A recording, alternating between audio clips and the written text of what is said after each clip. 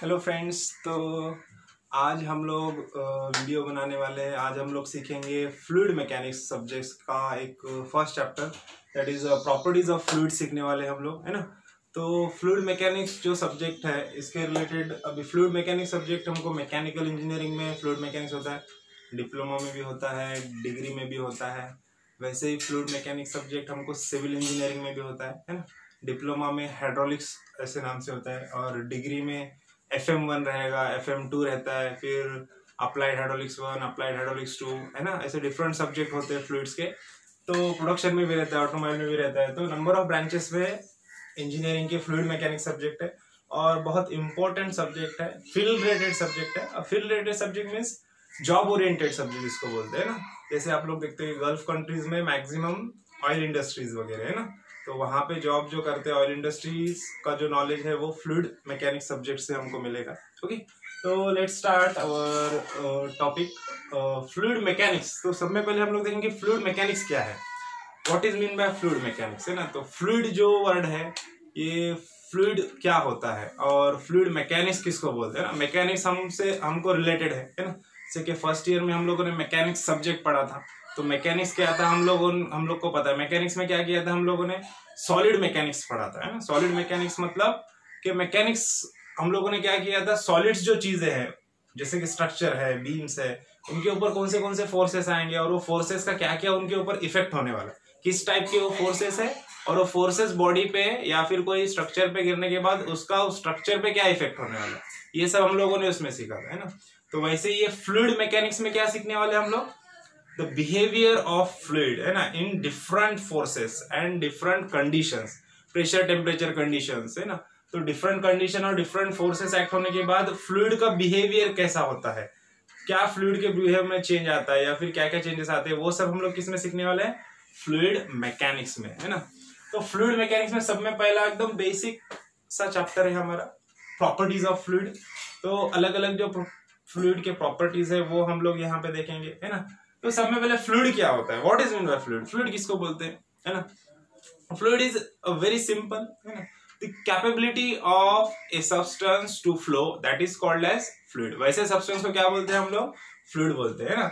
A substance which is capable of flow, मतलब जो flow कर सकता है, वैसे सब्सटेंस को क्या बोलेंगे हम लोग, फ्लूइड बोलेंगे, है ना। फॉर एग्जाम्पल हर चीज फ्लो कर सकती है क्या, नहीं कर सकती, है ना। जैसे कि हम लोग सॉलिड, हमारा पेन है ना, अगर पेन हम लोग नीचे गिर गया, पेन नीचे गिर गया, अब पेन नीचे गिर गया तो वो क्या होता है, नीचे जमीन पे रहेगा, है ना। वो फ्लो होता है क्या, नहीं होता है ना।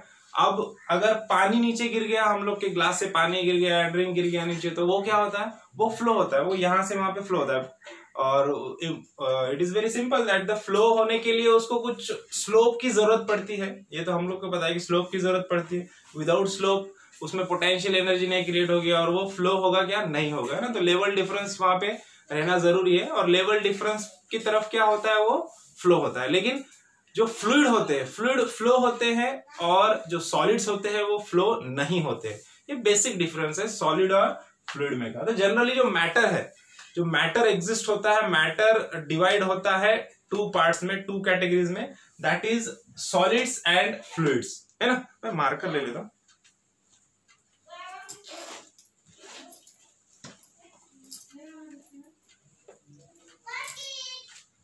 So matter is divided into two categories, है ना। दो कैटेगरीज में डिवाइड होता है। क्या क्या है दो कैटेगरीज हमारे, एक तो सॉलिड्स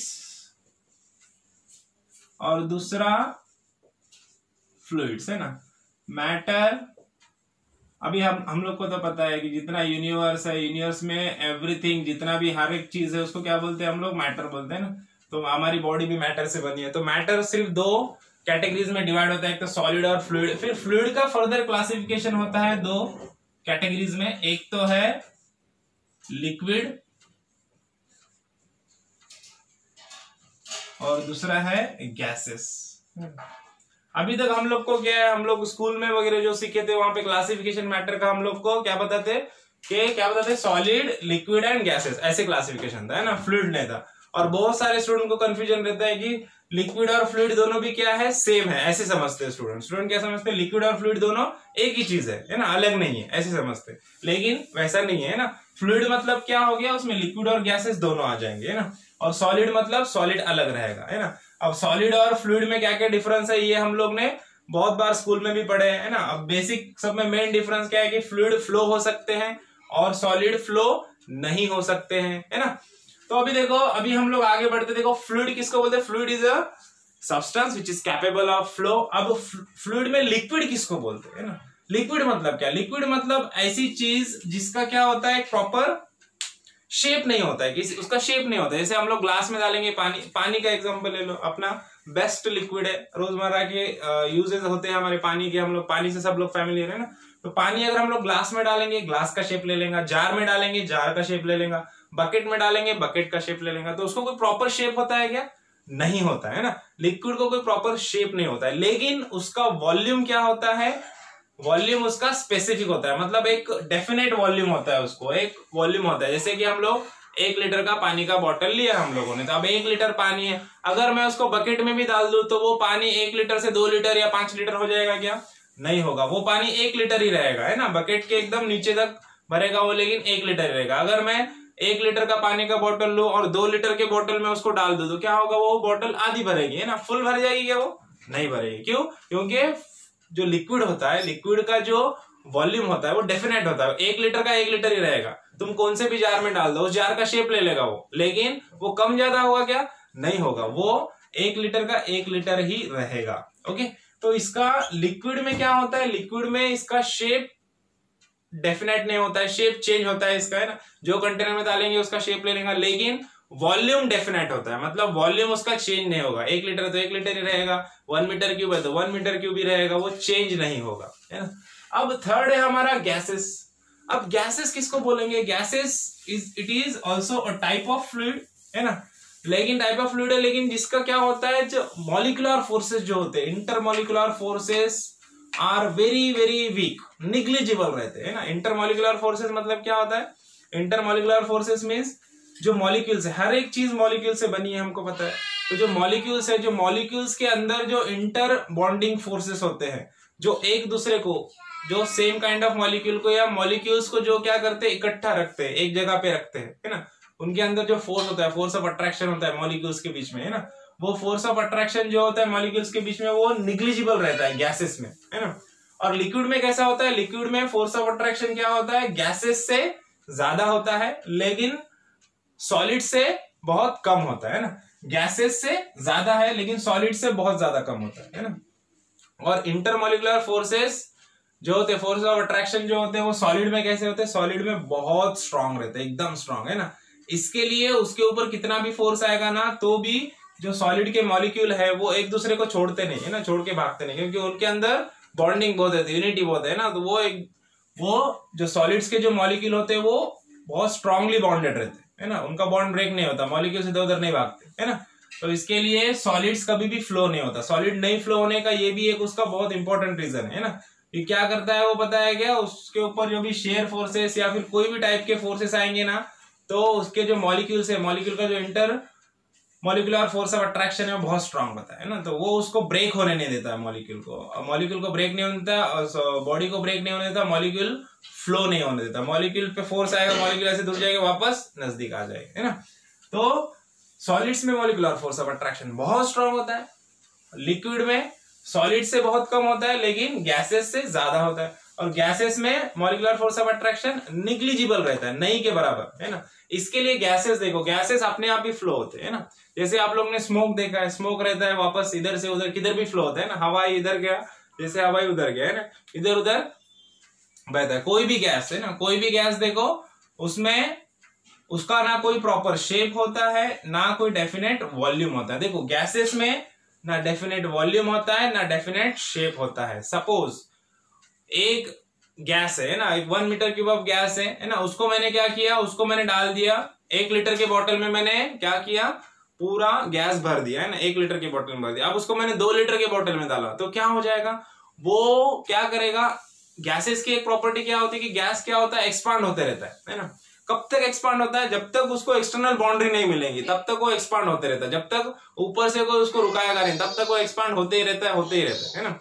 अगर मैं एक बॉटल में का 1 लीटर के बॉटल में का गैस अगर मैं 2 लीटर के बॉटल में डालू तो 2 लीटर के बॉटल को पूरा भर देगा वो, है ना। अगर 2 लीटर के बॉटल गैस में बड़े से कंटेनर में डालू, टैंक में डाल दूं तो वो टैंक को पूरा भर देगा, है कि नहीं। इतने बड़े रूम में डाल दो तो रूम को पूरा भर देगा, है ना।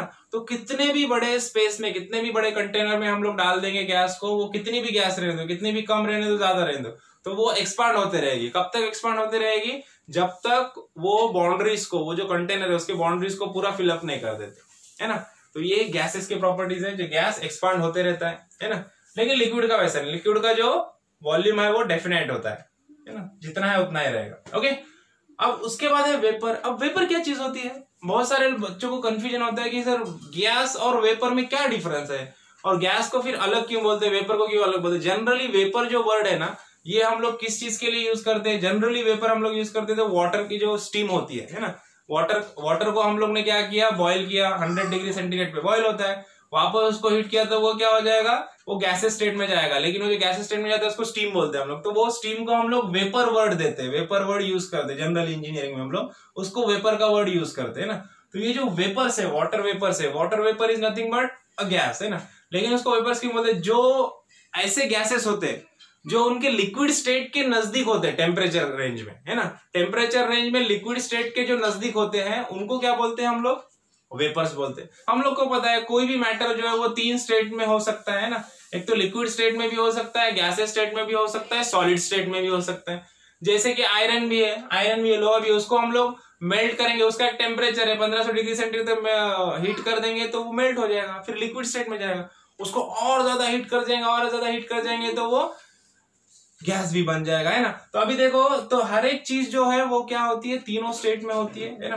तो अब जो गैसेस स्टेट में जो भी मैटर है या फिर कोई भी गैस है, सपोज वो गैसेस स्टेट में है, लेकिन उसका जो लिक्विड पॉइंट है ना, जो बॉइलिंग पॉइंट बोलेंगे या फिर लिक्विड फेस का जो टेम्परेचर है उसका, वो लिक्विड फेस के टेम्परेचर से नजदीक रहेगा वो, तो उसको हम लोग जनरली वेपर बोलते हैं ना। और एक एग्जांपल लेते हैं, वाटर का एग्जांपल लेते हैं। हम लोग को सबको पता है वाटर का बॉइलिंग पॉइंट कितना है, 100 डिग्री सेंटीग्रेड है ना। अब 100 डिग्री सेंटीग्रेड के बाद क्या हो जाएगा, सेंसिबल हीटिंग हो जाएगी, ये लैटेंट हीट आ जाएगी, 100 से वो वापस वेपर में कन्वर्ट हो जाएगा। अगर मैं बोलूं 130 डिग्री सेंटीग्रेड पे जो गैस है, इसको क्या बोलेंगे हम लोग? इसको बोलेंगे वेपर, है ना, क्योंकि ये 100 डिग्री सेंटीग्रेड के नजदीक है टेम्परेचर, है ना। अगर 160 डिग्री सेंटीग्रेड बोलूंगा, ये भी क्या रहेगा, ये इसको भी मैं वेपर बोल सकता हूं, क्योंकि इसका लिक्विड स्टेट 100 है, तो 100 डिग्री सेंटीग्रेड के ये क्या है, नजदीक है ना। समझ में आ गया? मतलब जो गैस क्या होती है, उसके लिक्विड स्टेट के नजदीक टेम्परेचर पे रहती है ना, उसको क्या बोलेंगे हम लोग? उसको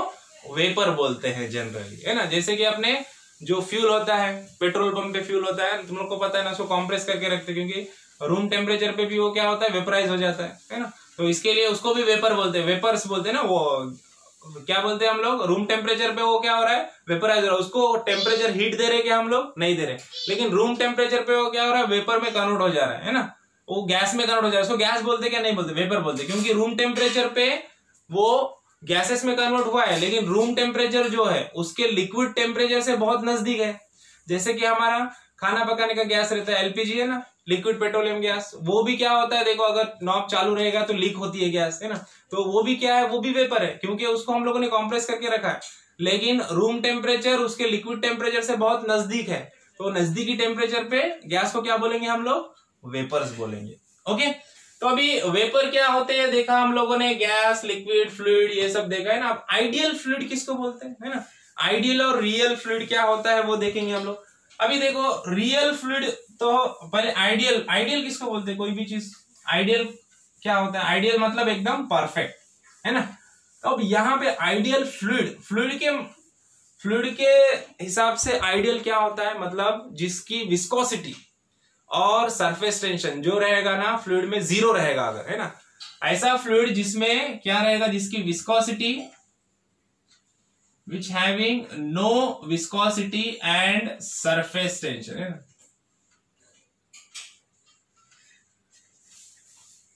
fluid which is having no viscosity and no surface tension, है ना। अब विस्कोसिटी क्या होता है, सरफेस टेंशन क्या होता है, वो आगे हम लोग देखेंगे डीप में, तो आपको समझ में आएगा। फिलहाल में सिर्फ इतना याद रखोगे, आइडियल फ्लूइड मतलब ऐसा फ्लूइड जिसमें कोई विस्कोसिटी नहीं होती है, ना कोई सरफेस टेंशन होता है ना।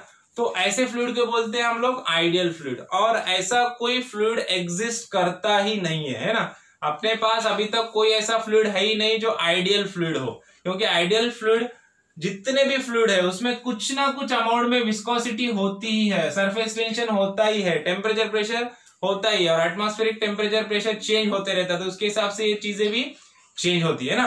तो इसके लिए विस्कोसिटी और सरफेस टेंशन हर एक फ्लूइड में होता है ना।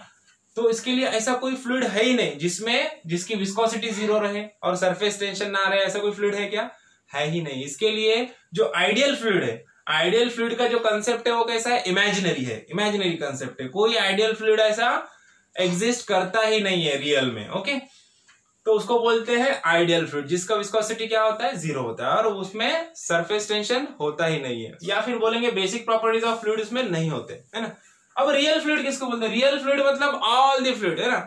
A fluid which possesses viscosity, surface tension, temperature, pressure, मतलब जितने भी प्रॉपर्टीज है फ्लूइड के वो सब उसमें रहेंगे, वैसे फ्लूइड को क्या बोलेंगे हम लोग, रियल फ्लूइड। अब रियल फ्लूइड का एग्जांपल क्या है, ऑल द फ्लूइड्स, जितने भी फ्लूइड्स है जो अपने रोजमर्रा की जिंदगी में, वाटर हो गया, बाकी के जितने भी फ्लूइड्स है, गैसेस है, जो भी हम लोग देख रहे हैं वो सब क्या है, रियल फ्लूइड्स है ना। All the fluids are real fluid, जो हर एक फ्लूइड के प्रॉपर्टीज को पजेस करते हैं, जिसमें विस्कोसिटी है, सरफेस टेंशन है, हर एक चीज है ना। तो वैसे फ्लूइड को क्या बोलेंगे हम लोग, रियल फ्लूइड बोलेंगे, है ना। Ideal fluid and real fluid. उसके बाद देखो न्यूटोनियन, नॉन न्यूटोनियन फ्लूइड भी होता है। अब Newtonian fluid, non Newtonian fluid हम लोग न्यूटन्स लॉ ऑफ विस्कोसिटी देखने के बाद देखेंगे, क्योंकि उसको क्या बोलते हैं, न्यूटोनियन फ्लूइड क्या होता है, जो न्यूटन्स लॉ ऑफ विस्कोसिटी को ओबे करता है ना, मतलब न्यूटन्स लॉ ऑफ विस्कोसिटी को सेटिस्फाई करता है। और नॉन न्यूटोनियन फ्लूइड क्या होता है, जो न्यूटन्स लॉ ऑफ विस्कोसिटी को सेटिस्फाइड नहीं करता है ना, जो जनरली वाटर जैसा बिहेव नहीं करता है ना। जिसपे ज्यादा फोर्स आएगा तो वो क्या करता है, सॉलिड जैसा बिहेव करता है ना, और कम फोर्स पे वो लिक्विड जैसा, मतलब ग्रेजुअल फोर्स पे वो लिक्विड जैसा बिहेव करता है ना, और ये एकदम सडन फोर्स पे क्या करता है, वो सॉलिड जैसा बिहेव करता है ना। तो वो आगे देखेंगे हम लोग, है ना। तो अभी रियल फ्लूइड क्या होता है, आइडियल फ्लूइड क्या होता है, समझ में आ गया। अब देखो, अब mass density, specific weight, specific volume और स्पेसिफिक ग्रेविटी क्या होता है ना, चार बहुत इंपॉर्टेंट है ना। इसको प्रॉब्लम भी पूछते हैं, इसके बेसिक जो फॉर्मूले है वो याद रखने का, वो आगे बहुत काम में आएगा, ओके। अब देखो मास डेंसिटी किसको बोलते हैं, मास डेंसिटी मतलब क्या, मास density is nothing but, density क्या होता है, डेंसिटी ऑफ सॉलिड क्या होता है, मास अपॉन वॉल्यूम, है ना। डेंसिटी ऑफ सॉलिड क्या होता है, मास अपॉन वॉल्यूम, है ना। तो वैसे ही मास डेंसिटी क्या रहता है, मास डेंसिटी भी क्या रहेगा, मास पर यूनिट वॉल्यूम, है ना। A fluid mass a fluid possesses per unit volume, क्या होता है, mass a fluid possesses per unit volume. जैसा सॉलिड के लिए फॉर्मूला वैसा ही मास डेंसिटी को जनरली हम लोग डिनोट करते हैं लेटर रो से, है ना, ग्रीक लेटर है रो, है ना। तो जनरली हम लोग डिनोट करते हैं लेटर रो से। मास डेंसिटी क्या होता है, mass of A fluid possesses per unit volume, मतलब एक यूनिट वॉल्यूम में कितना मास है ना। फॉर एग्जांपल मैं बोलता हूं आप लोग को, देखो अभी 1 लीटर का बॉटल है, 1 लीटर का बॉटल मैंने लिया। अब 1 लीटर के बॉटल को, 1 लीटर पानी है सपोज, है ना, 1 लीटर पानी मैंने लिया। अब उसको मैंने वजन कांटे पे रख दिया, तो उसका कितना वेट हो गया, है ना, वो क्या रहेगा, उसका डेंसिटी, सिंपल, है ना। मतलब एक यूनिट वॉल्यूम में कितना मास है ना। मतलब एक यूनिट वॉल्यूम में मैंने, जैसे कि हम लोग देखो, बेस्ट एग्जांपल देता हूं तुम लोग को, जो हम लोग तेल लेते हैं खाना पकाने के लिए, तेल लेते हैं ना, है ना। तेल को कैसे गिनते हैं हम लोग, क्या बोलते हैं, कभी कभी देखो लीटर में लाते हैं हम लोग तेल, कभी कभी किलो में भी देता है वो, है ना, केजी में भी देता है। आधा किलो तेल दे दो, पाव किलो तेल दे दो, ऐसे ही बोलते हैं ना। 2 kg का 1 kg का पैकेट है, 1 पैकेट्स 1 लीटर के होते हैं। जो डब्बे लाएंगे तुम लोग वो भी 5 लीटर्स 15 लीटर्स का रहता है। लेकिन अगर कभी आप लोग दुकान पे जाओगे, छोटा राशन वाला दुकान है, वहां पे जाओगे तो वो बोलता है ½ kg, 1 kg, 1/4 kg ऐसा देता है ना, केजी में भी देता है ना। वो डायरेक्टली कांटे पे रखता है, उससे गिन के भी देता है ना। तो वो अलग हो गया है ना। वो अगर मैं 1 लीटर का पॉकेट अपने, क्या 1 लीटर के पॉकेट का वजन कर दूं, है ना, तो वो क्या हो गया, उसका डेंसिटी हो गया, सिंपल, है ना। मतलब यूनिट वॉल्यूम में कितना उसका मास आ रहा है ना, सिंपल मास अपॉन वॉल्यूम। अब इसका ऐसा यूनिट क्या हो जाएगा, मास का ऐसा यूनिट क्या है, मास हम लोग गिनते हैं केजी में, किलोग्राम में, है ना, और वॉल्यूम किस में गिनते हैं, मीटर क्यूब में, है ना। लीटर क्या है उसका, लीटर स्टैंडर्ड यूनिट नहीं है, स्टैंडर्ड यूनिट क्या है, मीटर क्यूब है वॉल्यूम का, आपको पता होना चाहिए, है ना। तो केजी पर मीटर क्यूब, और लीटर और मीटर क्यूब में क्या रिलेशन है, 1 लीटर इज इक्वल टू क्या होता है 1000, sorry 1 metre cube is equal to क्या होता है 1000 लीटर, है ना। क्या होता है 1000 लीटर का 1 मीटर क्यूब होता है ना, 1000 लीटर का क्या होता है 1 मीटर क्यूब वॉल्यूम होता है। ओके, तो रो किसको डिनोट कर रहे हैं, रो से हम लोग mass density is denoted by letter rho. Mass density का फॉर्मूला सॉलिड्स के लिए और फ्लूइड के लिए सेम है, क्या है, the fluid mass possessed by a fluid per unit volume, और we can say that mass upon volume kg per meter cube, इसका ऐसा यूनिट है ना।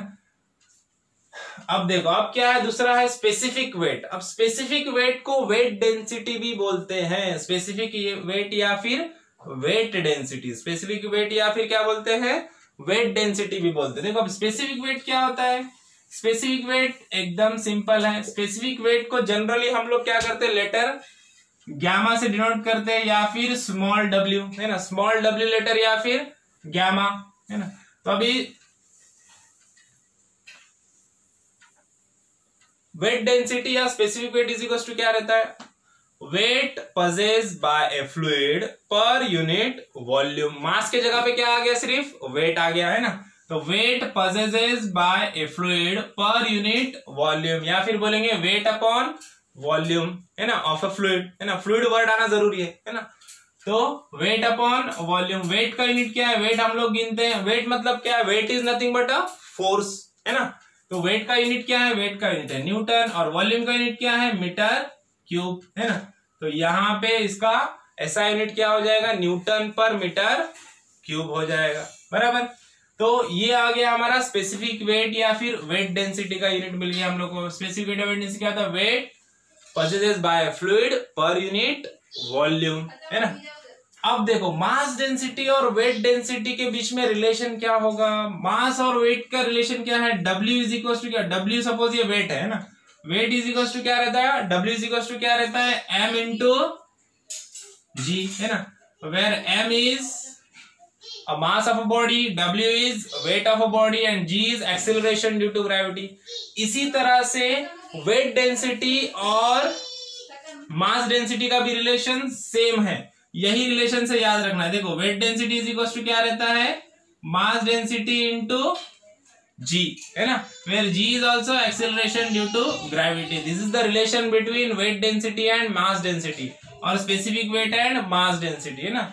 W इज इक्वल टू क्या रहता है, रो इंटू जी, है ना, weight density is equal to mass density into जी, है ना, ये रिलेशन होता है। और ये जो W वाला ये जो रिलेशन है, weight is equal to mass into g, ये कहां से आ गया, ये आ गया है न्यूटन सेकंड लॉ से, F is equal to ma, है ना। ये अभी पार्ट में कभी बाद में समझा होगा जब आएगा तब, है ना, ये अभी अपने सिलेबस के लिए है। सिर्फ याद रखो कि F is equal to ma, Newton second law से ये वाला रिलेशन मिला, और वहां से अपने को फिर डेंसिटी वाला रिलेशन मिल गया। ओके, अभी फिलहाल आपको सिर्फ ये डेंसिटी का रिलेशन याद रखेंगे। W इज इक्वल टू क्या रहता है, रो इंटू जी, है ना, स्पेसिफिक वेट और weight density is equal to mass density into G, that is gravitational constant. Okay, अब देखो अब स्पेसिफिक वॉल्यूम क्या होता है, स्पेसिफिक वॉल्यूम क्या होता है, स्पेसिफिक वॉल्यूम मतलब सिंपल वेट डेंसिटी या मास डेंसिटी का रेसिप्रोकल, है ना, it is a reciprocal of weight density और स्पेसिफिक वेट, है ना। स्पेसिफिक वेट और वेट डेंसिटी क्या है, weight possesses by fluid per unit volume. तो स्पेसिफिक वेट क्या हो जाएगा, स्पेसिफिक वॉल्यूम क्या हो जाएगा, इसको VS से जनरली डिनोट करते हैं स्पेसिफिक वॉल्यूम। स्पेसिफिक वॉल्यूम क्या हो जाएगा, VS से भी करते हैं, कभी कभी स्मॉल v से भी करते हैं, है ना।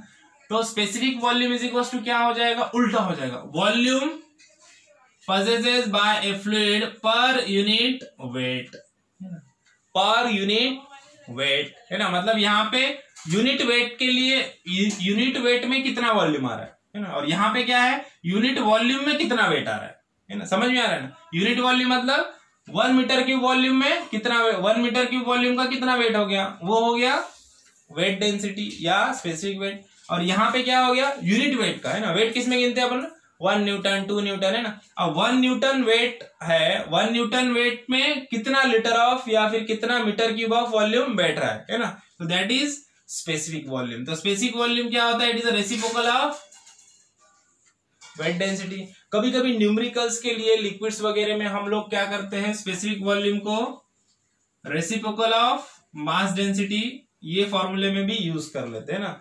Specific volume is equal to 1 by mass density बोल के भी यूज करते हैं है ना, वॉल्यूम अपॉन मास है ना, और 1 बाय स्पेसिफिक वेट।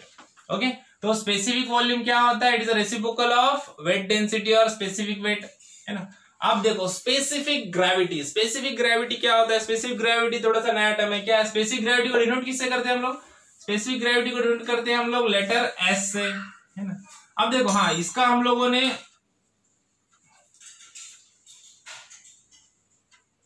अब इसका यूनिट क्या हो जाएगा, ऐसा यूनिट क्या हो जाएगा, वॉल्यूम का यूनिट क्या है मीटर क्यूब और वेट का यूनिट क्या है न्यूटन। तो मीटर क्यूब पर न्यूटन है ना, मीटर क्यूब पर न्यूटन, ये क्या हो गया स्पेसिफिक वॉल्यूम का ऐसा यूनिट हो गया। अब स्पेसिफिक ग्रेविटी क्या होता है, स्पेसिफिक ग्रेविटी को हम लोग डिनोट करते हैं लेटर एस से, कैपिटल एस है ना। Specific gravity of a fluid क्या होता है, स्पेसिफिक ग्रेविटी ऑफ फ्लूइड क्या होता है, specific weight of a fluid to the specific weight of a standard fluid है ना। और स्पेसिफिक वेट हम लोग डिनोट करते हैं W से, specific weight of a fluid to the specific weight of a standard fluid या फिर प्योर वाटर है ना। अब स्टैंडर्ड फ्लूइड क्या होता है, स्टैंडर्ड फ्लूइड किसको डिनोट, किसको हम लोग यूज करते हैं, स्टैंडर्ड फ्लूइड है ना। अभी स्टैंडर्ड फ्लूइड होता है हमारा वाटर को जनरली हम लोग स्टैंडर्ड फ्लूइड यूज करते हैं, वो भी कौन सा, pure water at 4 degree centigrade है ना। 4 डिग्री सेंटीग्रेड पे जो प्योर वाटर होता है उसको हम लोग क्या करते हैं, उसको स्टैंडर्ड फ्लूइड यूज करते हैं ना। स्टैंडर्ड फ्लूइड क्या है, स्टैंडर्ड फ्लूइड है वाटर, बट कौन सा वाला वाटर, 4 डिग्री सेंटीग्रेड पे जो प्योर वाटर रहेगा उसको हम लोग स्टैंडर्ड फ्लूइड यूज करते हैं। अब स्टैंडर्ड फ्लूइड का जो मास डेंसिटी होता है, प्योर वाटर का mass density that is rho, mass density कितना रहता है 1000 है ना, केजी पर मीटर क्यूब। देखो प्योर वाटर या फिर स्टैंडर्ड जो फ्लूइड है हमारा, प्योर वाटर है 4 डिग्री सेंटीग्रेड पे, उसका मास डेंसिटी कितना रहता है, standard mass density 1000 KG per metre cube है ना। अब वेट डेंसिटी कितना रहेगा, वेट डेंसिटी के लिए हमारे पास रिलेशन है, weight density is equal to क्या रहता है, मास डेंसिटी इनटू जी है ना। मास डेंसिटी कितना है, प्योर वाटर का 1000 है और जी की वैल्यू कितनी है 9.81 है ना। तो weight density of standard fluid कितना हो जाएगा 9810 है ना, न्यूटन पर मीटर क्यूब है ना। तो weight density of standard fluid कितना आ गया 9810 है ना। तो अब देखो specific gravity is equal to क्या रहता है, weight density of a fluid to the weight density of pure water है ना, प्योर वाटर या फिर बोलेंगे स्टैंडर्ड फ्लूइड है ना। तो यहाँ पे स्पेसिफिक ग्रेविटी कोई भी चीज की हम लोग निकाल सकते हैं। अभी कोई भी चीज का हम लोग को स्पेसिफिक वेट निकालना है, उसकी स्पेसिफिक ग्रेविटी पता रहेगी, और ये तो अपने को पता है, ये कितना रहेंगे हम लोग 9810 लेंगे इसकी वैल्यू है ना, क्या हो जाएगा अपॉन 9810 आ जाएगा ना। अबे 9810 से हम लोग स्पेसिफिक ग्रेविटी को मल्टीप्लाई कर देंगे तो अपने को क्या मिल जाएगा, स्पेसिफिक वेट मिल जाएगा कोई भी चीज का है ना।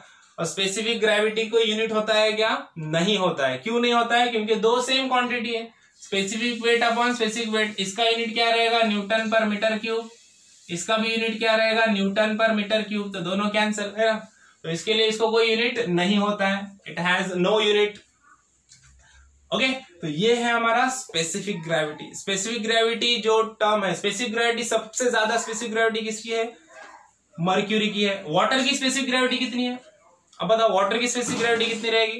देखो सिंपल सी बात है, फॉर्मूला क्या लगेगा, स्पेसिफिक ग्रेविटी का फॉर्मूला क्या है, specific weight of fluid to the specific weight of pure water. अब फ्लूइड की जगह पे अगर मैं लिख दूंगा, यहाँ पे क्या लिखूंगा, स्पेसिफिक वेट ऑफ वाटर लिखूंगा, तो specific weight of water upon specific weight water, ये क्या हो जाएगा कैंसिल। तो स्पेसिफिक वेट ऑफ वाटर का कितना रहता है 1 रहता है, स्पेसिफिक ग्रेविटी वाटर की 1 है ना। और मर्क्यूरी है ना, मर्क्यूरी जो है अपना Hg, मर्क्यूरी की स्पेसिफिक ग्रेविटी कितनी है 13.6 है ना। तो इस तरह से स्पेसिफिक ग्रेविटी हर एक लिक्विड की अलग अलग है ना। सबसे ज्यादा और स्टैंडर्ड जो है वो मर्क्यूरी की है, 13.6 को यूज करते हैं हम लोग। और प्योर वाटर की कितनी रहती है, हमेशा 1 रहती है। वाटर की स्पेसिफिक ग्रेविटी हमेशा 1 रहती है, याद रखने का। ओके, तो देखो अब ये हो गया स्पेसिफिक ग्रेविटी। अब आता है हमारा विस्कोसिटी। अब विस्कोसिटी क्या होता है देखेंगे हम। विस्कोसिटी किसको बोलते हैं ना। अब विस्कोसिटी समझने के लिए सब में पहले हम लोग को समझना पड़ेगा कि जो हमारा लिक्विड होता है ना, अभी हम लोग लिक्विड की बात करेंगे यहाँ पे, है ना। यहाँ पे गैसेस की बात नहीं कर रहे, हम लोग लिक्विड की बात कर रहे हैं, है ना। तो जो लिक्विड होता है हमारा, लिक्विड जैसे कि हम लोग एक ग्लास में, है ना, तो एक ग्लास में हम लोग ने पानी ले लिया, तो पानी हम लोग को कैसे दिखता है, it is look like a jelly, है ना। एक पूरा का पूरा सॉलिड दिखता है, मतलब ऊपर से नीचे तक पूरा सॉलिड दिखता है ना। लेकिन पानी जो होता है ना पूरी तरह से सॉलिड नहीं होता है ना। तो water is made up of number of layers, है ना। उसमें भी बहुत सारे नंबर ऑफ लेयर्स होते हैं, जो माइक्रोस्कोपिक लेवल पे देखने के बाद हमको समझ में आया कि इसमें नंबर ऑफ लेयर्स है ना। तो ये जो नंबर ऑफ लेयर्स होते हैं, अब वाटर फ्लो कैसे होता है जनरली, है ना। वाटर फ्लो कैसे होता है कि वाटर के अंदर नंबर ऑफ लेयर्स होते हैं। जैसे एक ग्लास में पानी लिया तो हम लोग को लगेगा कि ये यहां तक पानी है सपोज इसमें, है ना। तो ये जो है यहां से यहां तक ये फुल ऑफ वाटर है क्या, ये सॉलिड है क्या ऊपर से नीचे तक, ये सॉलिड नहीं है, इसमें नंबर ऑफ लेयर्स है ना। फॉर एग्जांपल जैसे मैं तुमको बताता हूँ, ये बुक है ना। अब ये बुक है, ये बुक का ये पोर्शन अपने को पूरा सॉलिड लगता है, ऐसे लगता है कि ये एक ही है, पूरा का पूरा एक है, लेकिन ये एक्चुअल में एक है क्या, नहीं है। इसमें नंबर ऑफ क्या है, पेजेस है ना, इसमें नंबर ऑफ पेजेस है। तो वैसे ही फ्लूइड में भी क्या होता है, वो पूरा एक नहीं होता है, उसमें भी नंबर ऑफ लेयर्स होते हैं। माइक्रोस्कोपिक लेवल पे देखने के बाद हम लोग को समझ में आया कि उसमें नंबर ऑफ लेयर्स होते हैं। और वो लेयर्स जो होते हैं वो फ्लो कैसे होते हैं, लिक्विड कभी भी फ्लो कैसे होता है पता है कि एक जो लेयर है, one layer is slide over the other, है ना, दूसरे के ऊपर स्लाइड होता है, फिर वो लेयर उसके ऊपर स्लाइड होता है ना। तो ये जो लेयर्स होते हैं फ्लूइड के, वो क्या करते हैं, एक दूसरे के ऊपर ऐसे स्लाइड होते हैं, और स्लाइड होते होते ऐसे आगे बढ़ते हो, है ना। तो इस तरह से फ्लूइड फ्लो होता है, एक दूसरे के ऊपर लेयर क्या कर रहे हैं, ऐसे स्लाइड कर रहे हैं ना। तो एक दूसरे के ऊपर स्लाइड करते हुए लेयर्स आगे बढ़ते हैं, और इस तरह से फ्लूइड क्या होता है, फ्लो होता है। मतलब इकट्ठा पूरा का पूरा फ्लूइड एक साथ फ्लो नहीं होता है ना। पूरा का पूरा फ्लूइड एक साथ फ्लो नहीं होता है ना। और कभी भी क्या होता है पता है क्या, जो ऊपर वाला लेयर है वो आगे रहता है ना। ऊपर वाला लेयर कभी भी आगे रहेगा, और नीचे वाला लेयर कभी भी क्या रहता है, थोड़ा सा पीछे रहता है, क्योंकि आगे ऊपर वाला लेयर कभी भी स्लाइड करके नीचे वाले लेयर को स्लाइड करके आगे बढ़ता है ना। क्यों, क्योंकि उसकी जो एफिनिटी होती है वो ज्यादा होती है मूवमेंट की, है ना। और नीचे वाले लेयर पे ग्रेविटेशनल फोर्स भी ज्यादा होता है, ऊपर वाले लेयर पे ग्रेविटेशनल फोर्स कम रहता है। और नीचे वाले लेयर को सरफेस का फ्रिक्शन भी होता है, जो भी सरफेस पे मूव कर रहा है उसका फ्रिक्शन होता है। ऊपर वाले लेयर को क्या है, ऊपर वाले लेयर को सिर्फ एडजेसेंट लेयर का फ्रिक्शन होगा, है ना। मतलब ये नीचे वाले लेयर का और ऊपर वाले लेयर का फ्रिक्शन होगा, वो फ्रिक्शन कम रहेगा with respect to the surface friction, है ना। तो इसके लिए ऊपर वाला लेयर कभी भी क्या करता है, थोड़ा सा फास्ट मूव करता है ना। अब ये जो इस तरह से लेयर फ्लो होता है। अब देखो विस्कोसिटी किसको बोलते हैं, viscosity is nothing but the resistance to the motion of the fluid, है ना। Resistance to the motion of the fluid, इसको बोलते हैं हम लोग विस्कोसिटी, है ना। अब विस्कोसिटी रेजिस्टेंस है मोशन के लिए, लेकिन कौन सा वाला। बहुत सारे बच्चों को कंफ्यूजन, ये मिसअंडरस्टैंडिंग रहती है कि बच्चे क्या समझते हैं कि जो भी सरफेस पे फ्लूइड फ्लो होने वाला है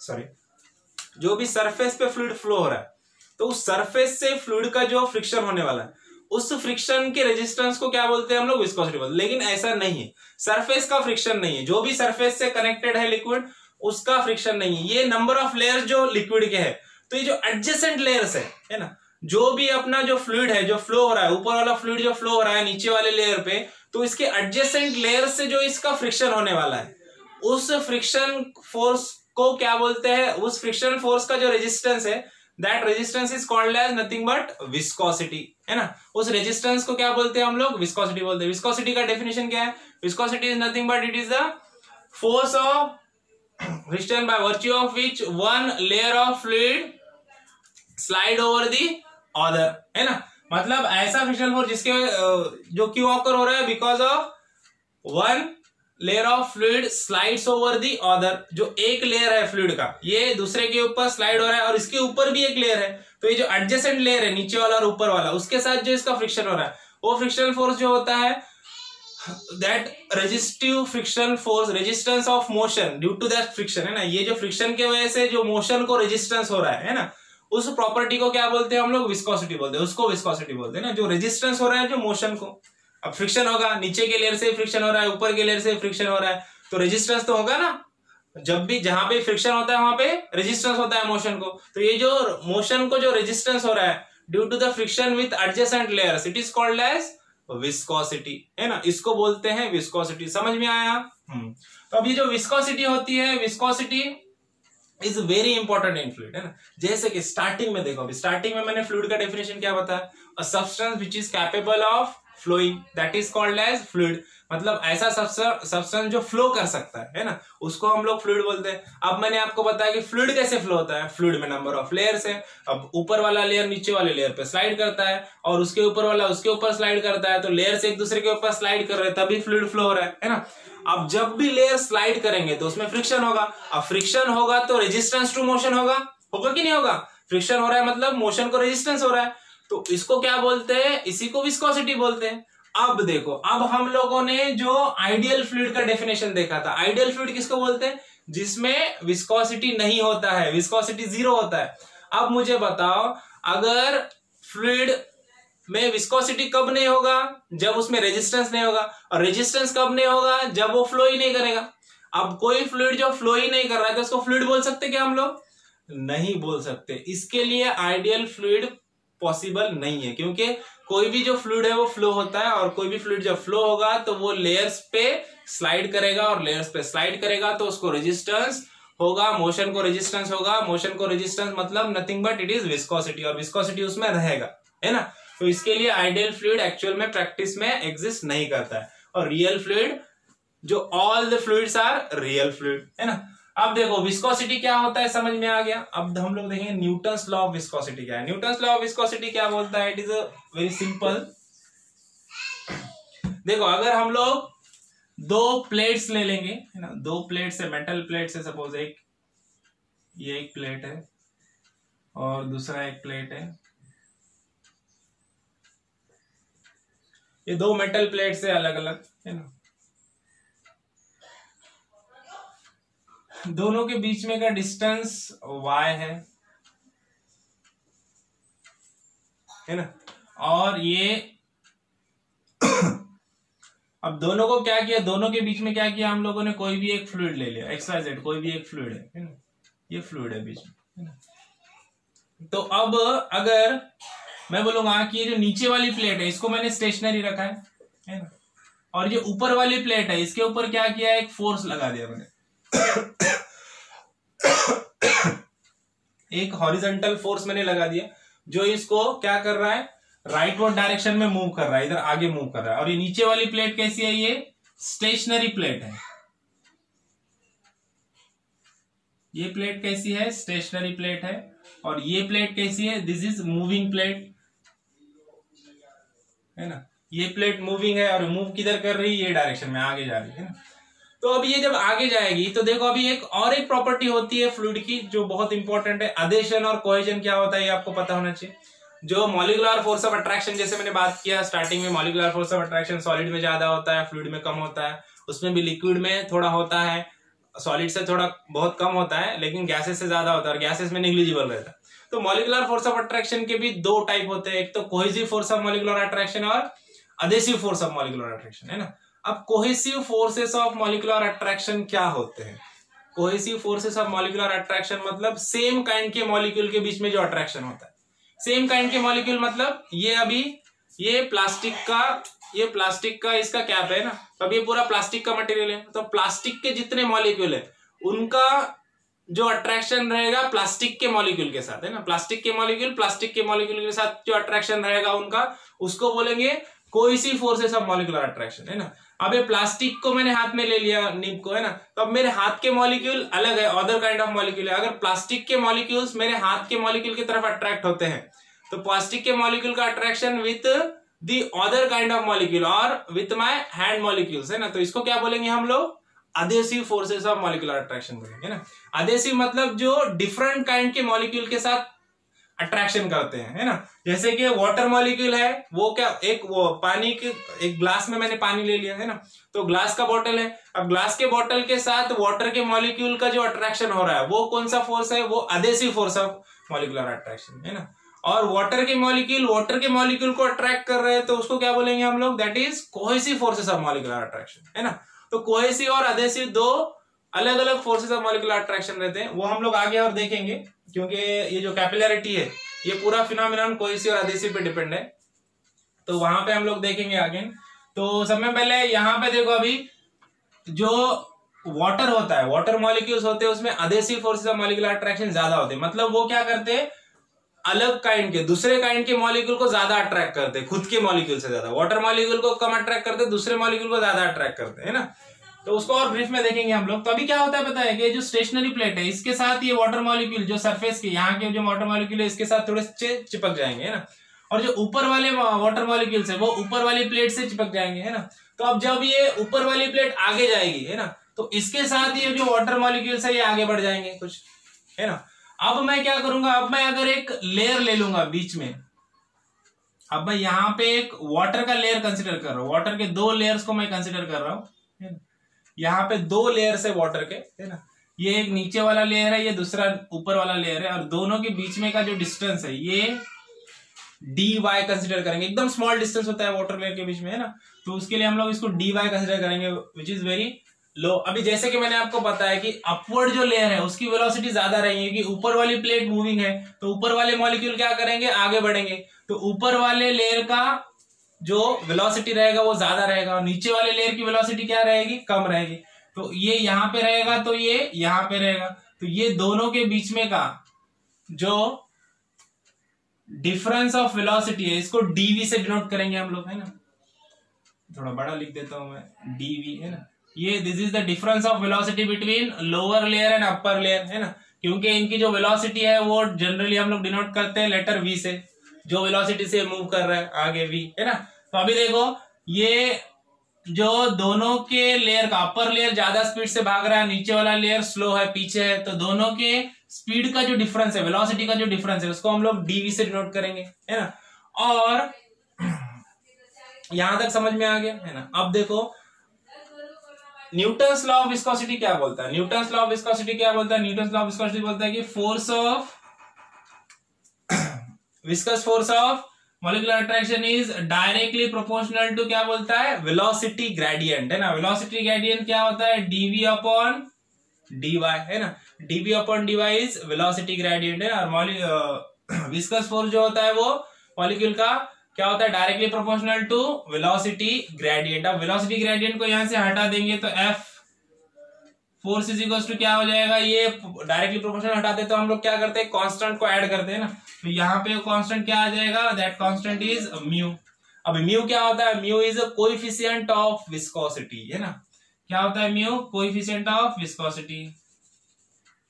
तो इसी तरह से अभी म्यू की वैल्यू क्या हो जाएगी, म्यू इज इक्वल टू क्या हो जाता है, f upon dv by dy, है ना। यहां से अपने को कोएफिशिएंट ऑफ विस्कोसिटी का एक फॉर्मूला मिल जाता है। म्यू इज इक्वल टू क्या है, coefficient of viscosity. This is the Newton's law of viscosity. ये आगे और अपने को ब्रीफ में लेना है बाद में, है ना। अभी फिलहाल के लिए सिर्फ इतना समझ लो फॉर्मूला, ओके। ये समझ में आ गया विस्कोसिटी क्या होता है, न्यूटन्स लॉ ऑफ विस्कोसिटी क्या होता है। विस्कोसिटी इज वेरी इंपॉर्टेंट, वो ब्रीफ में समझ में आना जरूरी है ना। अब देखो नेक्स्ट पॉइंट है हमारा, वेपर प्रेशर क्या होता है। वेपर प्रेशर, कॉम्प्रेसिबिलिटी, इलास्टिसिटी क्या होता है। सब में पहले वेपर प्रेशर देखेंगे। अभी हम लोगों ने कुछ देर पहले देखे कि वेपर किसको बोलते हैं ना। वेपर किसको बोलते हैं, वेपर मतलब ऐसे गैसेस जिनका टेम्परेचर क्या है, लिक्विड स्टेट के नजदीक है ना। जैसे हम लोगों ने एग्जांपल लिया कि वाटर, है ना। वाटर की जो स्टीम होती है उसका टेम्परेचर बॉइलिंग पॉइंट से नजदीक होता है, 100 डिग्री बॉइलिंग पॉइंट है, तो जो स्टीम होती है वो 150 डिग्री सेंटीग्रेड, 160, 130 डिग्री सेंटीग्रेड पे रहती है ना। तो इसके लिए उसको हम लोग वेपर्स बोल सकते हैं ना। तो वेपर होता है। वेपर का प्रेशर क्या होता है, वेपर प्रेशर किसको बोलते हैं ना। अभी जैसे आप लोग को पता रहेगा कि जो लिक्विड होता है, लिक्विड में प्रॉपर्टी होती है कि लिक्विड का फ्री सरफेस होता है। फ्री सरफेस ऑफ लिक्विड किसको बोलते हैं, फ्री सरफेस ऑफ लिक्विड मतलब the surface of liquid which is expose to the atmosphere, है ना। मतलब जो ओपन सरफेस होता है, जैसे कि टैंक है अपना, ओपन टैंक है ना, या फिर बकेट है अपनी, बकेट को हम लोगों ने बाहर निकाल के रख दिया, तो बकेट का जो पानी है, पानी का जो सरफेस है जो डायरेक्टली एटमॉस्फेयर से कनेक्टेड है। जैसे कि रिवर है, रिवर का जो फ्री सरफेस है जो डायरेक्टली कनेक्टेड है। स्विमिंग पूल है हमारा, स्विमिंग पूल का जो पानी है डायरेक्टली एटमॉस्फेयर को एक्सपोज्ड है ना। अपना सी है, समंदर का पानी जो डायरेक्टली आसमान को या फिर एटमॉस्फेयर को एक्सपोज कर रहा है, उसको फ्री सरफेस ऑफ लिक्विड बोलते हैं। जो क्लोज रहेगा सर, जो भी कंटेनर में, क्लोज कंटेनर में वाटर है तो वो फ्री सरफेस नहीं है ना। जो फ्री सरफेस डायरेक्टली एक्सपोज है एटमॉस्फेयर, उसको हम लोग फ्री सरफेस ऑफ लिक्विड बोलते हैं, है ना। तो अब वेपर प्रेशर किसको बोलते हैं? वेपर प्रेशर के लिए अपने को एक एक्सपेरिमेंट समझना पड़ेगा। क्या है कि भाई हम लोग क्या कर रहे हैं, पानी गर्म करते हैं ना, नहाने के लिए पानी गर्म करते हैं ना, तो हम लोग ने क्या किया, एक पॉट ले लिया, उसमें क्या किया, पानी रख दिया, इतना वाटर रख दिया हम लोगों ने, फुल नहीं भर दिया उसको, है ना, फुल नहीं भरना, यहां तक नहीं भरना, यहाँ वाटर ले लिया। अभी नीचे से हम लोगों ने क्या किया, गैस ऑन कर दिया, बर्नर लगा दिया, है ना, उसको हीट एनर्जी सप्लाई कर रहे हैं हम लोग, है ना। अब वाटर क्या होगा, वाटर हीट होगा, है ना, और हमारा ध्यान नहीं है उसकी तरफ, है ना। और ऊपर से क्या किया हम लोगों ने, इसको ढक दिया ऐसे, ढक्कन लगा दिया, ऊपर से कुछ प्लेट रख दिया, पूरा क्लोज नहीं किया, ऊपर प्लेट रख दिया हम लोगों ने ऐसे, है ना। अब देखो अब क्या होता है, अब जैसे जैसे क्या होगा, हीट बढ़ेगी, टेम्परेचर बढ़ेगा, तो क्या होगा, नीचे वाले जो वाटर मॉलिक्यूल है ये गर्म हो जाएंगे, और गर्म होने के बाद ये वाटर मॉलिक्यूल ऊपर जाएंगे, क्योंकि तुमको पता है जो ठंडा पानी होता है उसकी डेंसिटी क्या होती है, ज्यादा होती है ना। ठंडे पानी की डेंसिटी ज्यादा होती है और गर्म पानी की डेंसिटी क्या होती है, कम होती है। कम डेंसिटी मतलब कम मॉलिक्यूल रहते हैं, तो उसकी डेंसिटी कम रहती है, मतलब क्या होता है, सिंपल वे में बोलूंगा तो गर्म पानी क्या होता है, हल्का होता है, और जो ठंडा पानी होता है वो क्या होता है, जाड़ा होता है, वो हेवी होता है। तो जो ठंडा पानी है वो नीचे आएगा अपने आप, और जो पानी इधर गर्म हो गया तो वो हल्का हो गया, उसकी डेंसिटी कम हो गई, तो वो अपने आप ऊपर जाएगा। वो ऊपर जाएगा तो वजन वाला पानी जो होगा वो अपने आप नीचे आ जाएगा। तो इस तरह से रोटेशन होता रहता है। तो गर्म पानी, ठंडा पानी नीचे आता जाएगा, गर्म पानी गर्म होकर ऊपर जाते जाएगा। फिर ये जो सरफेस है, ये जो लिक्विड का सरफेस है, फ्री सरफेस बोलेंगे इसको, है ना, जो फ्री सरफेस ऑफ लिक्विड है, यहाँ पे क्या हो जाएगा, पूरा गर्म पानी जमा हो जाएगा। फिर और हम लोग इसको हीट करेंगे तो सरफेस के जो भी ये जो वाटर है सरफेस का, ये क्या हो जाएगा, बॉईल होने के लिए तैयार हो जाएगा, बॉईल हो जाएगा। बॉईल होने के बाद क्या हो जाएगा, स्टीम में कन्वर्ट होगा, वेपर में कन्वर्ट हो जाएगा। फिर ये जो वेपर मॉलिक्यूल्स है, वेपर मॉलिक्यूल्स क्या हो गए, यहाँ पे अक्यूमुलेट होना चालू हो जाएंगे, क्योंकि बाहर नहीं जा सकते, ऊपर से ढक्कन लगाया हुआ है ना। तो यहाँ पे क्या हो जाएगा, वेपर मॉलिक्यूल जमा होना चालू हो जाएंगे ना। लिक्विड वेपर में कन्वर्ट होगा, वेपर मॉलिक्यूल यहाँ पे जमा होना चालू हो जाएगा। जब मॉलिक्यूल ज्यादा हो जाएंगे तो जो मॉलिक्यूल है, गैस है, जैसे मैंने आपको बताया स्टार्टिंग में, गैस का प्रॉपर्टी क्या है, गैस का प्रॉपर्टी ये है कि गैस एक्सपांड होते रहता है। उसका प्रॉपर्टी क्या है, एक्सपांड होते रहता है। और गैस क्या है, गैस इज कॉम्प्रेसिबल, उसको हम लोग कॉम्प्रेस कर सकते हैं। और जो लिक्विड है, लिक्विड क्या है, इनकॉम्प्रेसिबल है, उसको हम लोग कॉम्प्रेस नहीं कर सकते, है ना। तो अभी जो गैस है, गैस एक्सपांड होते जाएगा, अब थोड़ी देर तक वो कॉम्प्रेस होगा, है ना। अब ऊपर से भी दब रहा है, नीचे से भी दब रहा है, तो कॉम्प्रेस होगा। तो अब क्या करेगा, वो ऊपर तो नहीं जा सकता है, प्लेट है ढकी हुई है ना, ऊपर नहीं जा सकता, तो वो क्या करेगा, वो इसका जो पूरा जो वेपर है, वेपर का जो प्रेशर है, ये पूरा प्रेशर कहां पे आएगा, फ्री सरफेस ऑफ लिक्विड पे आएगा। ये जो फ्री सरफेस है ना लिक्विड का, इसको वो नीचे दबाएगा। ऊपर क्या हो गया, वेपर्स जमा होते जाएंगे, और वेपर ज्यादा होने के बाद क्या करेंगे, वो प्रेशर क्रिएट करेंगे। और वो प्रेशर किस पे लाएंगे, वो प्रेशर ये फ्री सरफेस जो है लिक्विड का, ये फ्री सरफेस ऑफ लिक्विड पे प्रेशर आएगा, है ना, उस पे प्रेशर बढ़ता जाएगा, है ना। तो अब ये जो वाटर मॉलिक्यूल्स, जो वेपर मॉलिक्यूल्स जो है वो एक्यूमुलेट हुए हैं ऊपर के सरफेस पे, तो ये जो प्रेशर क्रिएट करते हैं फ्री सरफेस ऑफ लिक्विड पे, उसको क्या बोलते हैं हम लोग, वेपर प्रेशर बोलते हैं, है ना। क्या हो गया, पानी गर्म हो गया, वेपर में कन्वर्ट हो गया। वेपर में कन्वर्ट होने के बाद जो वेपर, ऊपर जो वेपर है फ्री सरफेस के ऊपर है, वो जब ज्यादा हो जाएंगे तो वो क्या करेंगे, वो फ्री सरफेस ऑफ लिक्विड को दबाएंगे, है ना। तो उसको ही क्या बोलते हैं हम लोग, वेपर प्रेशर बोलते हैं ना। सिंपल, आप लोगों ने घर में पानी गर्म करते ना, तब आपने देखा होगा, सिर्फ अपन ऊपर से ऐसे ढक्कन रखेंगे ना, तो ज्यादा पानी गर्म हो गया ना, तो प्लेट की आवाज आती है, देखो खड़खड़ खड़खड़ करती है प्लेट, ऐसे वाइब्रेट करती है प्लेट, है ना। क्यों करती है प्लेट वाइब्रेट, क्योंकि ये जो गैस के मॉलिक्यूल यहाँ पे जमा हो गए फ्री सरफेस और प्लेट के बीच में, वो क्या करते हैं, प्लेट को ऊपर ढकेलते, है ना। तो प्लेट को ऊपर ढकेलते तो प्लेट ऐसे वाइब्रेट करती है, खड़खड़ खड़खड़ आवाज आती है ना। और ज्यादा देर अपन नहीं जाएंगे तो प्लेट नीचे गिर जाएगी, है कि नहीं, क्योंकि ये वेपर का प्रेशर है, वही वेपर प्रेशर है जो उसको ढकेल रहा है ना। दूध गर्म करते टाइम ऐसे बहुत बार हम लोग देखते थे, दूध गर्म प्लेट रख देंगे ऊपर ना, तो प्लेट वाइब्रेट करती है ना। तो उसको ही वेपर प्रेशर बोलते हैं। वेपर प्रेशर से हम लोग, हमारा जो प्रेशर कुकर है, प्रेशर कुकर में वेपर प्रेशर का ही यूज करके हम लोग खाना बनाते हैं। देखो जल्दी बोलते हैं ना, चावल जल्दी बनते हैं, है ना, जल्दी बनता है खाना, टेम्परेचर ज्यादा हो जाता है, मतलब जितना टाइम नॉर्मल कंडीशन में लगता है उससे कम टाइम में बनता है। क्यों, क्योंकि अंदर क्या होता है, कुकर को पूरा अच्छे से क्लोज किया जाता है, रिंग लगा एकदम पैक रहता है ना। तो और पूरा कुकर कभी नहीं भरते, है ना, जो घर में खाना बनाते हैं उनको पता रहेगा, पूरा कुकर हम लोग कभी नहीं भरते, हाफ पानी रखते हैं। क्या होता है, फिर बाद में वो वाटर बॉईल होता है और ऊपर उसके वेपर मॉलिक्यूल्स जमा हो जाते हैं, और वो वेपर मॉलिक्यूल क्या करते हैं, प्रेशर डालते हैं पूरे खाने पे ना। तो खाने का प्रेशर और टेम्परेचर बढ़ता है, pressure is directly proportional to temperature, pressure बढ़ेगा तो टेम्परेचर बढ़ेगा, है ना। और टेम्परेचर बढ़ेगा तो उसका बॉइलिंग पॉइंट क्या हो जाता है, कम हो जाता है ना, और वो कम टेम्परेचर पे क्या होता है, बॉइल होने लगता है और वो खाना जल्दी बन जाता है ना। तो ये है वेपर प्रेशर।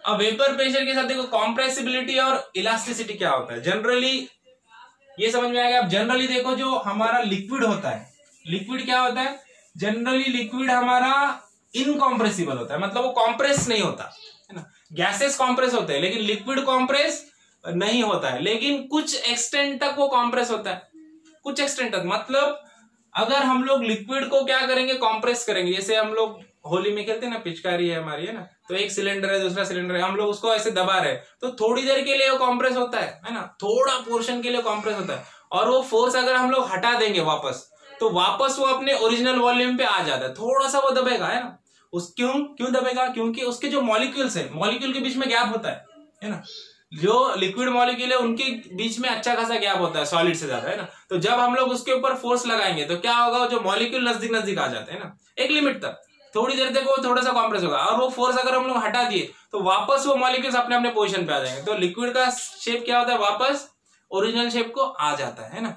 तो इसी को क्या बोलते हैं हम लोग, कॉम्प्रेसिबिलिटी ऑफ लिक्विड बोलते हैं, है ना। तो लिक्विड की कॉम्प्रेसिबिलिटी, कॉम्प्रेसिबिलिटी ऑफ लिक्विड किस चीज से नोट करते हैं, it is a reciprocal of bulk modulus 1/k, है ना। कॉम्प्रेसिबिलिटी क्या होता है, it is a reciprocal of bulk modulus of liquid, है ना।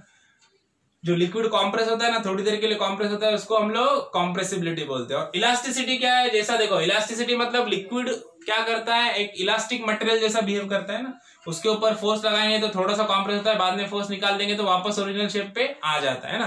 तो थोड़ी सी इलास्टिसिटी लिक्विड में भी होती है ना। तो उसी को क्या बोलते हैं हम लोग, इलास्टिसिटी ऑफ लिक्विड और फ्लूइड, है ना। Fluid have some elasticity.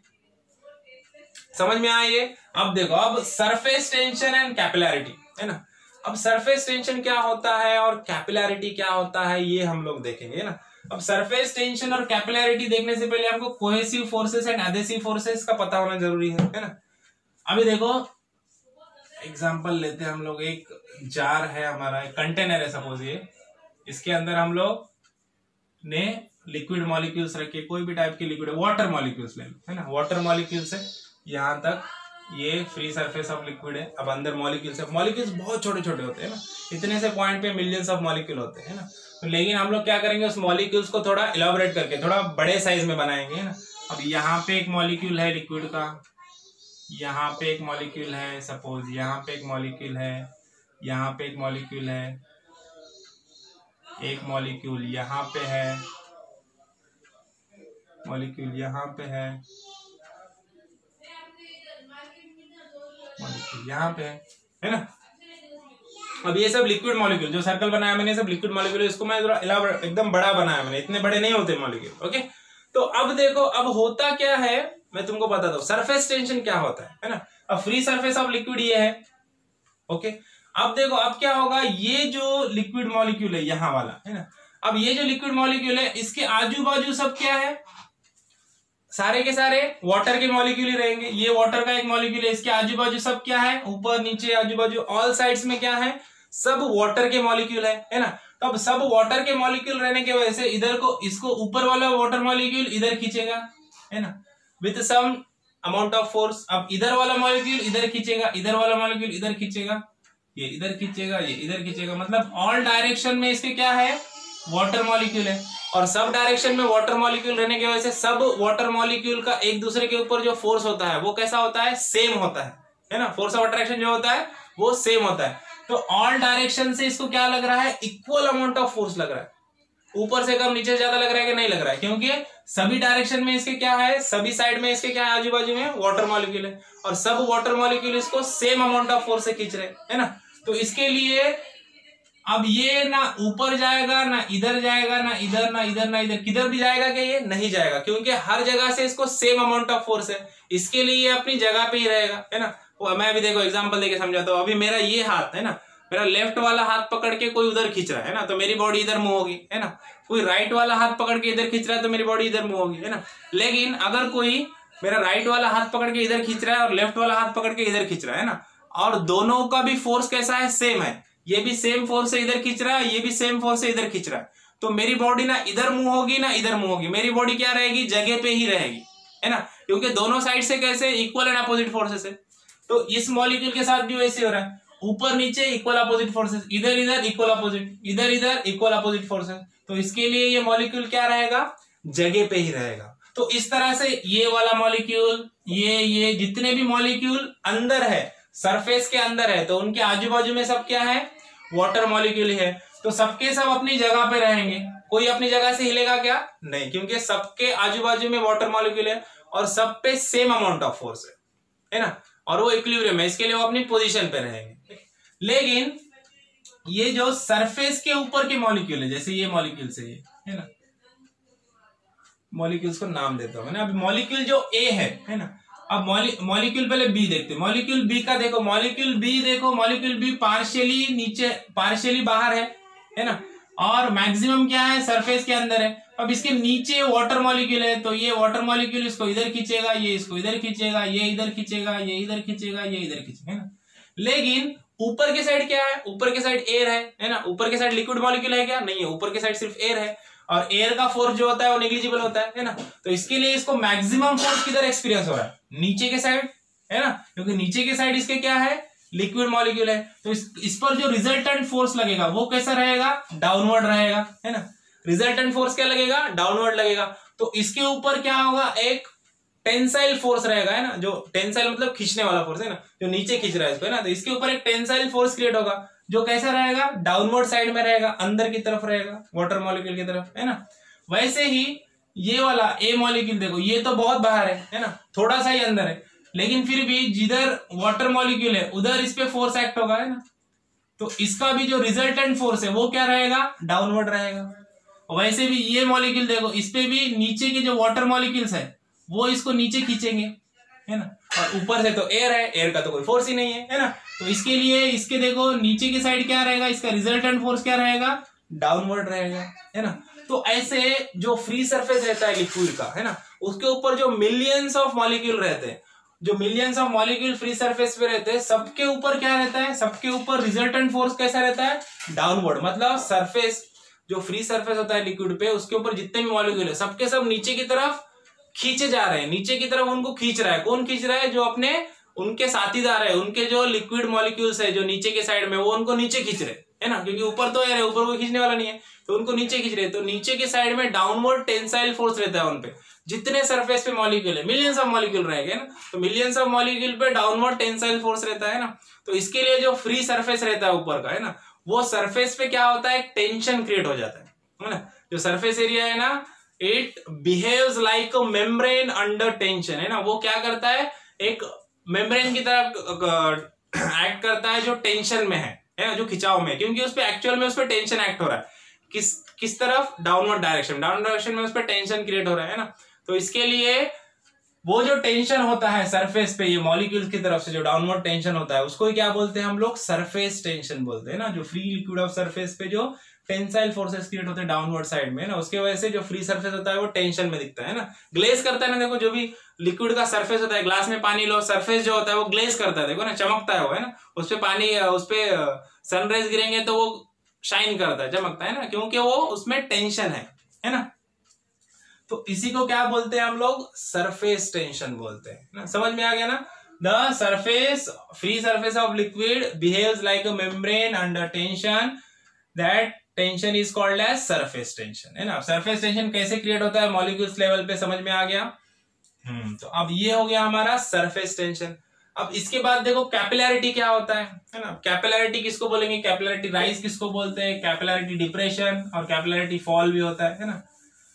अब कैपिलैरिटी क्या होता है, कैपिलैरिटी फिनोमिनन क्या होता है, पहले वो समझेंगे हम लोग। अब कैपिलैरिटी क्या होता है, देखो कैपिलैरिटी मतलब जो लिक्विड, जो भी लिक्विड है, वाटर ले लेंगे हम लोग, जो वाटर लिक्विड है हमारा, वाटर लिक्विड का जो भी राइज और फॉल होगा with adjacent other kind of क्या बोलेंगे, मैटर या फिर सॉलिड्स, है ना।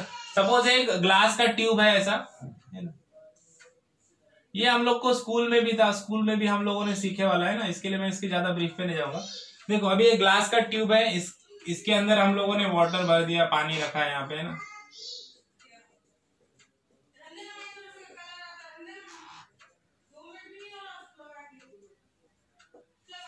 अब वाटर रख दिया इसके अंदर हम लोगों ने, ये ग्लास का ट्यूब है।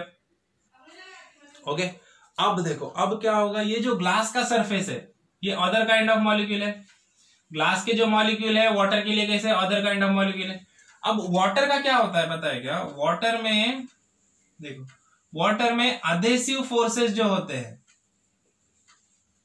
वो कैसे रहते हैं, स्ट्रॉन्ग रहते हैं। और we can say that the adhesive forces are greater than the cohesive forces. Cohesive forces से अधेसिव फोर्सेस ज्यादा रहते हैं कोहेसिव से वाटर में, है ना। अधेसिव फोर्सेस मतलब अदर काइंड ऑफ मॉलिक्यूल को अट्रैक्ट करते हैं। मतलब वाटर जो मॉलिक्यूल है, वाटर मॉलिक्यूल क्या करते हैं, दूसरे काइंड ऑफ मॉलिक्यूल से ज्यादा अट्रैक्ट करते हैं। सेम काइंड ऑफ मॉलिक्यूल्स को अट्रैक्ट करते क्या, नहीं करते, कम करते, बहुत कम करते। और जो दूसरे काइंड ऑफ मॉलिक्यूल रहेगा ना उसको ज्यादा अट्रैक्ट करते, है ना। उसीलिए देखो हम कोई भी चीज वाटर में, कोई भी चीज, पानी में अगर हम लोग हाथ डालें, पानी में हाथ डाल के निकाले हम लोग, तो हमारा हाथ क्या होता है, गीला हो जाता है ना। पानी में कपड़ा डालो, कुछ भी डालो, नोट डालो, कोई भी चीज हम लोग पानी में डालेंगे ना तो वो क्या होता है, गीला हो जाता है। क्यों होता है गीला, बिकॉज ऑफ दिस फैक्ट, है ना। क्या है कि अधेसिव फोर्सेस वाटर के स्ट्रांग होते हैं कोहेसिव फोर्सेस से। इसका मीनिंग क्या है कि जो वाटर मॉलिक्यूल है वो क्या करते हैं, अदर काइंड के मॉलिक्यूल को ज्यादा अट्रैक्ट करते हैं ना। तो इसीलिए जब हम लोग हाथ अंदर डालेंगे पानी में तो हमारा हाथ के मॉलिक्यूल मतलब अदर काइंड के मॉलिक्यूल है। इसके लिए जो वाटर मॉलिक्यूल है वो क्या करते हैं, सब अपने हाथ के मॉलिक्यूल की तरफ अट्रैक्ट होते हैं और अपने हाथ के ऊपर आके चिपक जाते हैं ना। तो जब हम लोग इंस्टेंटली हाथ बाहर निकालेंगे पानी से तो क्या होता है, बहुत सारे जो वाटर मॉलिक्यूल अपने हाथ की तरफ अट्रैक्ट हुए वाले वो अपने हाथ पे ही रह जाते पूरे, है ना। इसके लिए अपना हाथ गीला हो जाता है। इसीलिए कोई भी चीज गीली होती है पानी में डालने के बाद, है ना, क्योंकि वाटर मॉलिक्यूल क्या करते हैं, अदर काइंड ऑफ मॉलिक्यूल की तरफ अट्रैक्ट होते हैं, है ना। तो उसी तरह से अब यहाँ पे देखो, ये जो बीच में वाटर मॉलिक्यूल है, बीच में के जो वाटर मॉलिक्यूल है इनको कुछ नहीं होगा, लेकिन जो ये जो साइड के वाटर मॉलिक्यूल है, यहाँ के जो ग्लास सरफेस के कांटेक्ट में आने वाले इधर से और इधर से, है ना। अभी ग्लास ट्यूब तो सर्कुलर रहेगी, है ना। सर्कुलर मतलब जो भी पेरीफेरी है, पूरी पेरीफेरी जो है उसके कांटेक्ट में वाटर मॉलिक्यूल है। तो अभी जो वाटर मॉलिक्यूल है वो क्या करेंगे पता है क्या, वाटर मॉलिक्यूल क्या करेंगे, ग्लास के ट्यूब की तरफ अट्रैक्ट करेंगे, है ना। तो अब ये यहाँ के जो वाटर मॉलिक्यूल है सरफेस की तरफ, ये क्या करेंगे, ग्लास की तरफ बढ़ेंगे ऐसा, है ना। ग्लास के सरफेस की तरफ बढ़ेंगे ऐसा, ऊपर चढ़ने की कोशिश करेंगे ग्लास की तरफ, है ना। तो यहां से थोड़ा सरफेस राइज करेंगे। सेम इधर भी होगा, इधर भी क्या करेंगे, वो ऐसे राइज करेंगे थोड़ा सा, ग्लास की तरफ, मॉलिक्यूल की तरफ राइज करेंगे, है ना। तो अब देखो ये जो वाटर का जो सरफेस है ये यहाँ पे है ना। और जो वाटर का सरफेस क्या हो जाएगा, डाउन हो जाएगा, है ना। और ये जो ग्लास सरफेस है, ग्लास सरफेस की तरफ ये राइज करेंगे ऐसा, कॉर्नर से और इधर कॉर्नर से, है ना। ग्लास की तरफ वो क्या करेंगे, राइज करेंगे। क्यों, बिकॉज adhesion is, यहां पे क्या है, adhesion is greater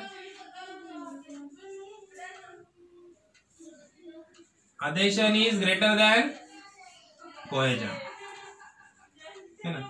मतलब वाटर मॉलिक्यूल क्या, adhesive फोर्सेस क्या रहते हैं, स्ट्रांग रहते हैं कोहेसिव से। इसके लिए यहाँ पे क्या करेंगे, ग्लास सरफेस की तरफ वाटर क्या होगा, राइज होगा, है ना। और इसी को क्या बोलते हैं, कैपिलैरिटी राइज, है ना। कैपिलैरिटी किसको बोलते हैं, कैपिलैरिटी मतलब राइज और fall of liquid column relative to the other surfaces, है ना। जैसे कि यहाँ पे ग्लास का एग्जांपल ले रहे हैं हम लोग, तो ग्लास के सरफेसेस से जो वाटर कॉलम का जो लिक्विड है ये क्या कर दिया, यहाँ पे राइज किया इसने ना। जो जनरल सरफेस था लिक्विड का उससे राइज हो गया, तो इसको कैपिलैरिटी राइज बोलेंगे, है ना। अब इन दी अदर हैंड अगर मैं कोई ऐसा लिक्विड लेता हूं जिसका अधेशन जो है is less than the cohesion रहे, या फिर cohesion is very strong than the adhesion, है ना। अब ऐसा लिक्विड हमारे पास एक है, क्या है, मर्क्यूरी है ना, ये वाटर है ना। अब मर्क्यूरी लेंगे हम लोग ऐसे ही सेम कंटेनर में, क्या करेंगे हम लोग, एक वाटर का ट्यूब है, इसके अंदर हम लोग क्या करेंगे, मर्क्यूरी भर देंगे, है ना। अब यहां पे क्या है, ये मर्क्यूरी है सपोज। अब मर्क्यूरी में क्या रहता है, मर्क्यूरी में cohesion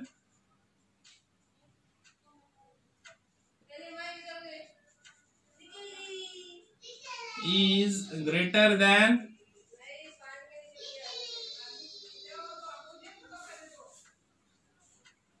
cohesion is greater than adhesion, है ना। मतलब कोहेसिव फोर्सेस इसके बहुत स्ट्रांग रहते हैं। मर्क्यूरी क्या करता है पता है क्या, मर्क्यूरी सिर्फ खुद के मॉलिक्यूल को ही अट्रैक्ट करता है, अदर काइंड ऑफ मॉलिक्यूल को बिल्कुल भी अट्रैक्ट नहीं करता है ना उसको। इसके लिए देखो मर्क्यूरी में तुम ऐसे हाथ डालो बाहर निकालो, बिल्कुल हाथ वेट नहीं होगा। किसी भी चीज को मर्क्यूरी के अंदर डालो निकालो, बिल्कुल भी वेट नहीं होगा। तुम लोग देखो हाथ पे मर्क्यूरी लो ऐसा, फिर बाद में वापस नीचे लो, हाथ को कुछ भी नहीं लगेगा, है ना। क्यों? क्योंकि मर्क्यूरी के जो मॉलिक्यूल होते हैं वो खुद के मॉलिक्यूल को ही अट्रैक्ट करते हैं, अदर काइंड ऑफ मॉलिक्यूल को अट्रैक्ट बिल्कुल नहीं करते, है ना। तो अभी देखो मर्क्यूरी को यहाँ पे हम लोग ग्लास ट्यूब में रखेंगे तो क्या होगा। अब देखो जब मर्क्यूरी जहां पे सरफेस से ग्लास के सरफेस से कांटेक्ट आ रहा है, ग्लास की ट्यूब से कांटेक्ट जहां पे आ रहा है मर्क्यूरी का, वहां पे क्या होगा, ये जो मर्क्यूरी के मॉलिक्यूल है वो क्या करेंगे, इधर ग्लास की ट्यूब से दूर भागेंगे, है ना। यहां से ग्लास की ट्यूब से क्या करेंगे, वो दूर भागेंगे ऐसे, है ना। ग्लास की ट्यूब से दूर भागेंगे और किधर आएंगे, वो सेंटर में आएंगे। सेंटर की तरफ क्या है, मर्क्यूरी के मॉलिक्यूल है ना। इसके लिए सब इधर सेंटर में आएंगे और ग्लास का जहां पे सरफेस है वहां से क्या करेंगे, वो दूर भागेंगे, है ना। तो इस तरह से क्या हो जाएगा, यहाँ पे फॉल हो जाएगा, है ना। तो इसी को क्या बोलते हैं हम लोग, कैपिलैरिटी फॉल या कैपिलैरिटी डिप्रेशन भी बोलते हैं ना। तो यहाँ पे क्या हो रहा है, मर्क्यूरी के मॉलिक्यूल क्या कर रहे हैं, सेंटर में आ रहे हैं, है ना। ग्लास के सरफेस से दूर भाग रहे हैं, क्यों? क्योंकि यहाँ पे इसका cohesive forces are very strong than the adhesive forces. वो खुद के मॉलिक्यूल को ही अट्रैक्ट करते हैं, दूसरों के मॉलिक्यूल को अट्रैक्ट नहीं करते हैं, है ना। तो अब ये जो फिनोमिनन होता है ना, ये जो फिनोमिनन होता है लिक्विड का या फिर फ्लूइड का बोलेंगे हम लोग, जो क्या करता है, it create rise and fall with the other liquid column when in contact with the other surfaces, है ना, due to the cohesive and adhesive forces, है ना, और या फिर cohesion and adhesion properties of that liquid, है ना। It is called as capillarity. उसको क्या बोलते हैं हम लोग, कैपिलैरिटी बोलते हैं, राइज और फॉल ऑफ लिक्विड कॉलम, है ना। तो कैपिलैरिटी क्या होता है पता है, अभी ये तो कैपिलैरिटी आप लोगों ने स्कूल से सीखा है ना। तो ये कैपिलैरिटी यहाँ पे देखो वाटर हम लोगों ने लिए, वाटर का एग्जांपल, क्योंकि यहाँ पे अधेशन इसका बहुत ज्यादा होता है वाटर में कोहेजन से। और यहाँ पे मर्क्यूरी का एग्जांपल है, क्योंकि मर्क्यूरी का कोहेसिव फोर्सेस बहुत स्ट्रांग होते हैं, अधेसिव फोर्सेस, है ना। तो in this way we have completed the properties of fluid, है ना। तो आई होप आपको समझ में आया होगा। अगर कुछ डाउट्स है आपके तो मुझे कमेंट्स में बताइए। Okay, thank you.